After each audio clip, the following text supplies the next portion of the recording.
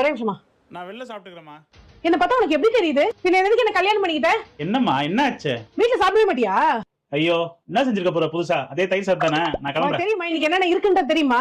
நண்டு, சிக்கன், எறா, ஃபிஷ், ரசம், சாதம், கோஸ் பொரியல், வடை, பாயாசம்.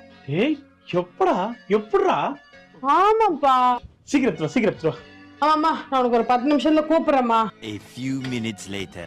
லைஃப்ல இவ்வளவு டேஸ்டா நான் சாப்பிட்டதே இல்லடா. சரி ஃபர்ஸ்ட் தட்டை கழுவு. கழுவுறேன். ஏய் எத்தனை தடவை சொல்லிருக்க அப்படியே தட்டை கழுவாத. அதுல இருக்கிறத கவர்ல போட்டு அதுக்கு அப்புறம் தட்டை கழுவு. ஓகே. ஏய் அதெல்லாம் விடு. இவ்வளவு டேஸ்டா சமைச்சு கொடுத்தேன் என் ஒய்ஃபுக்கு. என்ன வேணும்? ஒண்ணும் வேணாம்.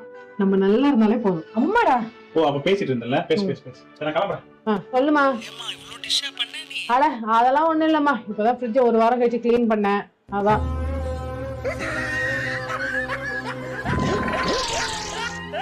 எனக்கு சாவு பயத்தை காட்டிட்டாங்க பாருமா. அவங்களுக்கு சாவு காமிச்சிரணும்.